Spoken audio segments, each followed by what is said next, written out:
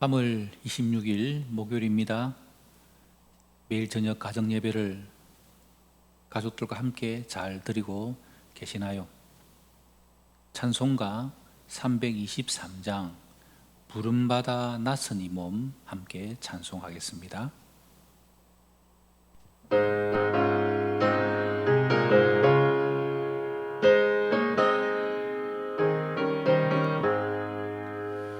부름받아 낯선 이 몸 어디든지 가오리다.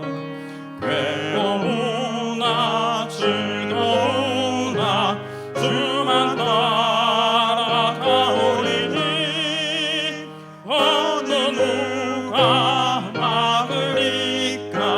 죽음인들 막으리까.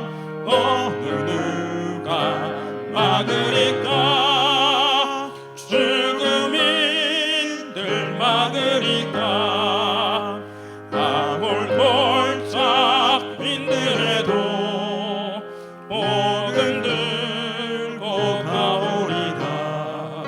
소돔 같은 거리에도 사랑 안고 찾아가서 종의 몸에 지닌 것도 아낌없이 드리리라.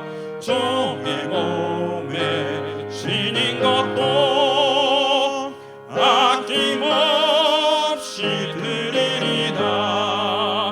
종이 영광 모든 권세 주님 홀로 받으소서. 멸시전대 십자가는 제가 지고 가오리다. 이름 없이 빛도 없이 감사하며 섬기리라. 이름 없이 빛도 없이 감사하며 섬기리라.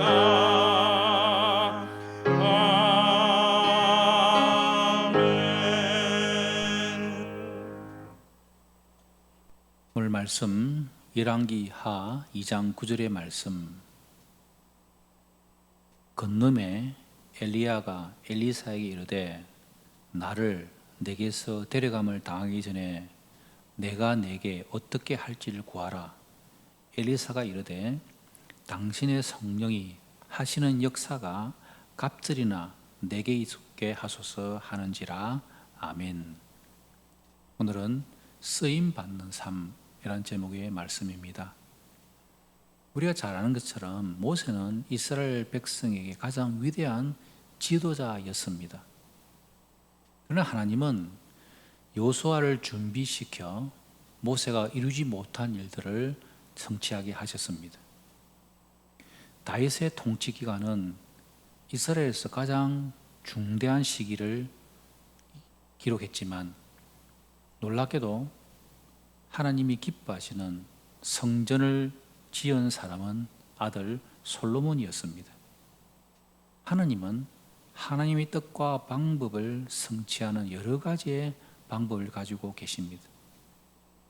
모세를 인도하신 하나님이 또한 여호수아를 사용하셨죠.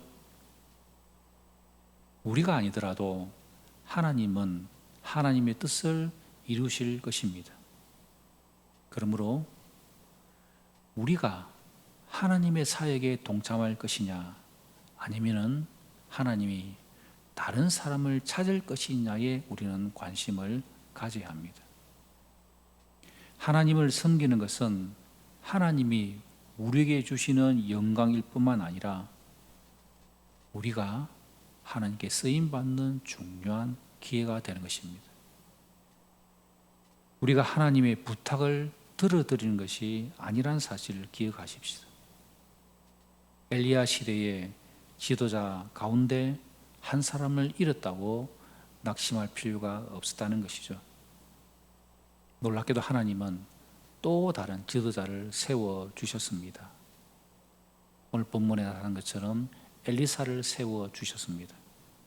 하나님은 하나님 뜻을 반드시 이루실 것이기 때문입니다. 어쩌면은 저와 여러분들을 하나님께서 쓰시기 위하여 준비해 오셨기 때문입니다. 그래서 쓰임받는 자들의 고백은 부름받아 났으니 몸 어디든지 가오리다. 괴로우나 즐거우나 주만 따라 가오리니 어느 누가 막으리까 죽음인들 막으리까 어느 누가 막으리까 죽음인들 막으리까 찬송할 수가 있는 것입니다.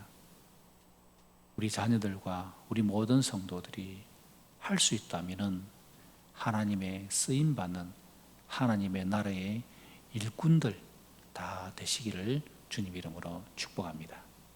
기도하겠습니다. 오늘 말씀을 기억하며 기도할 때 우리 자녀들과 우리 모든 개인이 하나님께 쓰임받는 삶 되게 하여 주시옵소서. 기도하십시다. 코로나19의 사태가 빨리 종식되게 하여 주시옵소서. 비전센터 건축을 위하여 하나님께 온전히 쓰임받는 비전센터 되게 하여 주시옵소서. 가족들 서로를 위하여서 기도하시고 주기도문으로 예배를 마치시면 되겠습니다. 우리 함께 기도하겠습니다.